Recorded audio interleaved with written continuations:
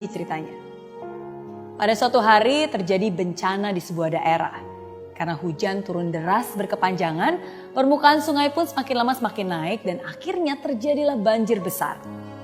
Ketika banjir sudah sampai ketinggian lutut orang dewasa, banyak orang sudah mulai mengungsi dari daerah tersebut. Karena takut kalau permukaan air semakin tinggi. Berbeda dengan yang lainnya, ada pemuda yang tampak tenang tinggal di rumah. Akhirnya datanglah truk penyelamat berhenti di depan rumah pemuda tersebut dan mereka bilang, "Ayo cepat masuk ikut truk ini, nggak lama lagi nih banjir akan semakin tinggi." Tapi pemuda itu menjawab, "Gak apa-apa, tenang aja. Kamu terus aja menolong orang lain. Saya pasti akan diselamatkan oleh Tuhan. Saya ini kan sangat rajin berdoa." Dan setelah beberapa kali membujuk, akhirnya tidak bisa, akhirnya truk tersebut pun melanjutkan perjalanannya untuk menolong orang lain. Permukaan air makin lama semakin tinggi, sampai mencapai 1,5 meter. Pemuda tersebut masih di rumah, duduk di atas lemari. Lalu datanglah regu penolong dengan membawa perahu karet dan berhenti di depan rumah pemuda tersebut. "Ayo cepat ke sini, naik perahu karet ini, karena keadaan semakin tidak terkendali nih. Kemungkinan air akan lebih meninggi lagi. Ayo cepat sebelum terlambat." Lagi-lagi pemuda itu berkata, "Gak usah deh, makasih. Tapi kamu gak usah nolong saya. Saya kan orang yang beriman, saya sudah berdoa kok. Saya yakin Tuhan akan menyelamatkan saya dari keadaan ini." Perahu dan regu penolong pun pergi tanpa membawa pemuda tersebut. Dan sesuai prediksi, banjir semakin besar dan kali ini sudah banyak rumah yang tenggelam. Air sudah menutupi atap. Dan pemuda itu rupanya masih aja duduk di atas atap sambil terus berdoa. Lalu datanglah sebuah helikopter dan regu penolong. Regu penolong melihat pemuda tersebut, langsung melempar tangga tali dari helikopter dari atas dan terdengar suara dari megafon. "Pak, cepet, ayo! Pegang tali itu, naik ke sini sebelum terlambat." Tapi lagi-lagi pemuda itu menjawab dengan berteriak, "Gak usah khawatir, saya ini orang beriman, rajin berdoa. Tuhan pasti akan menyelamatkan saya."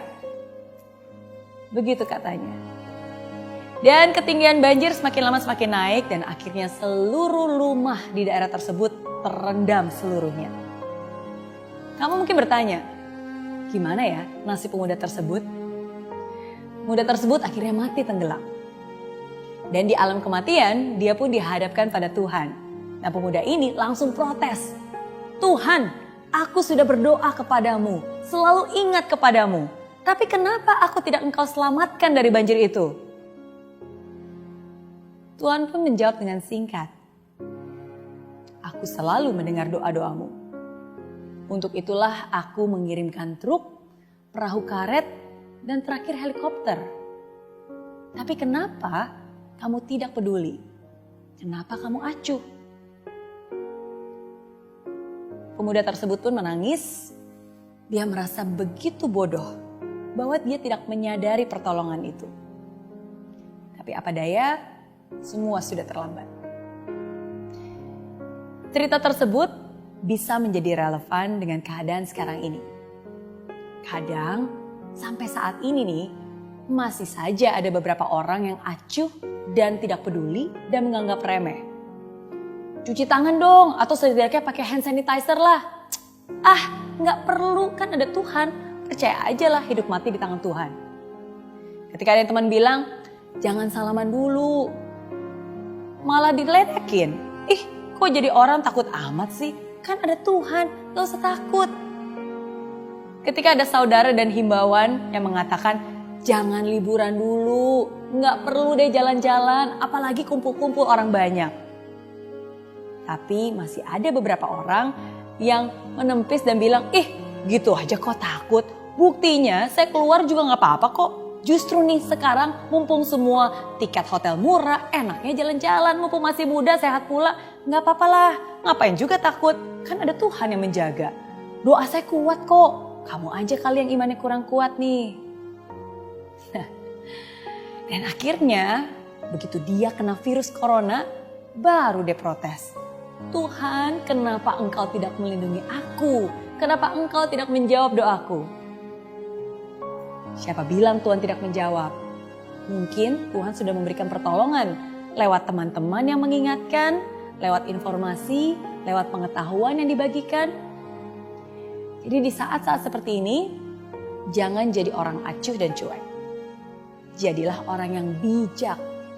Dan sikap bijak kita itulah yang nantinya bukan hanya bisa menyelamatkan nyawa kita, tapi juga nyawa orang-orang yang ada di sekitar kita.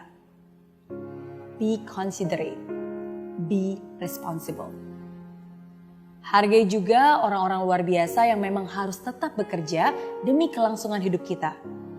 Orang-orang luar biasa yang sekarang juga berjuang memerangi corona di garis depan. Para dokter dan tenaga medis yang bekerja pagi, siang, dan malam. Jangan menambah beban mereka dengan sikap sembrono kita. Ini bukan hanya tanggung jawab mereka saja, ini tanggung jawab kita semua.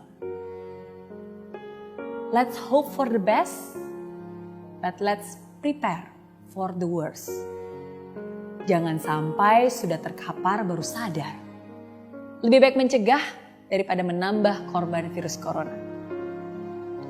Semua akan baik-baik saja kalau kita sama-sama saling menjaga.